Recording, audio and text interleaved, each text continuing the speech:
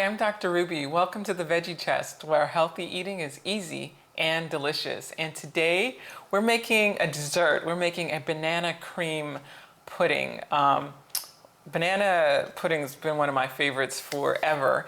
And I really wanted to make a healthier version of that doesn't use kind of the processed graham cracker crust or anything like that. So in this recipe, we are making our own crust out of walnuts and dates and some other things. So we're going to get right into that. Our first ingredient is raw walnuts. So we're going to add that to our food processor.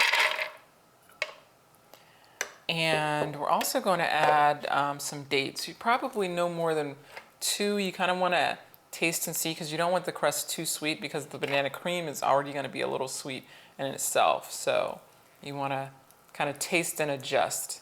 So I'm going to do 1.5 there and make sure we take those pits out. And then we're going to add a little bit of flaxseed. Now, usually you buy your flaxseed whole like this, and then I just grind them up in a coffee grinder. You do not want to buy ground flaxseed because it goes rancid very quickly and you want to keep it refrigerated. So go ahead and just get your whole flaxseed and grind it up in a coffee grinder as you use it. So we're going to put that in. And this is great omega fatty acids, excellent to go in the crust. Now, instead of the walnuts, you could use a really good granola that doesn't have a lot of added sugar or added other preservatives. So that's something you keep in mind, that it gives it a little bit different texture for your crust. But today we're going to stick with the walnuts. So let's just get this on.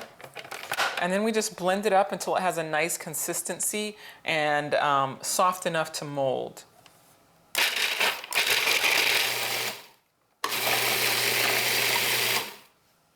Okay, so let's check it out. It should be nice and moist now.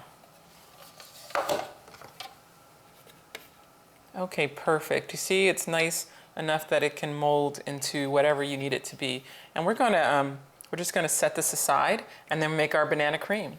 What's great about this is we're using cashews to make the cream instead of heavy cream or any other dairy products, which is really something you want to avoid is dairy.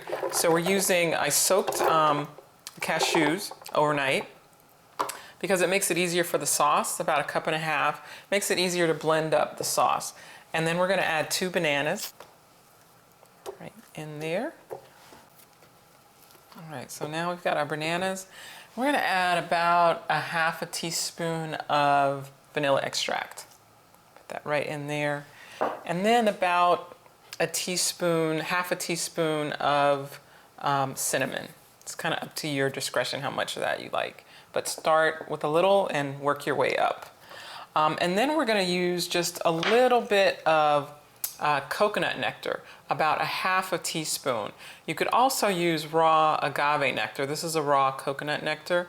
So you could also use a raw agave. So we'll put that right in there. So we're just going to blend this up, and sometimes you might need just a pinch of water if it's not blending well, but not much because you want it to be a very thick cream. So we are going to blend. All right, there we go. So we've got our banana cream, and what we're going to do next is just scoop that out and then kind of put it all together. So we've got our banana cream. Now you have a couple of options on how to put this together. I like to do individual servings, but if you want to just do one big pudding, you can just spread this crust over like a Pyrex dish or a glass baking dish, and mold it in there. But I'm going to do individuals because people feel a little more special, especially if you're having guests, when you do an individual serving of a dessert or something like that. So I'm just going to put a little bit here in the bottom and just kind of mold it down. That's our first, is the crust. So you see get it nice and compact. See there? And then we want to get a scoop of our banana cream. A nice big scoop there. And then we want to put a layer of bananas. You can't have banana pudding without a nice fresh layer of bananas. So put those right on top and just layer it all around so that it's a complete layer. And be generous with this. And then I like to add a few blueberries just to fill in the gaps, and it looks really pretty in the bowl. And then another layer of banana cream. Just fill it all in there.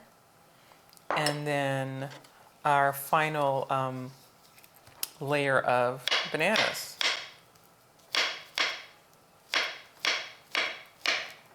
So once we got our bananas all sliced up there, we just do that. And then a few more blueberries. And then I like to add a few sprinkles of raw coconut right on top. And then a final dollop of cream. So now we have our desserts all nicely served up, so you can choose the type of presentation you like, and you always want to add a pop of more color if you can. Strawberries go great with everything. You will love it, your guests will love it, and you want, once you serve these up, you want to let them sit in the refrigerator for at least an hour, probably 2, because they're best eaten very cold. So I hope you enjoy this delicious dairy-free dessert that's full of wholesome goodness as much as I do. Thank you for joining me on this episode of The Veggie Chest, where healthy eating is easy and delicious.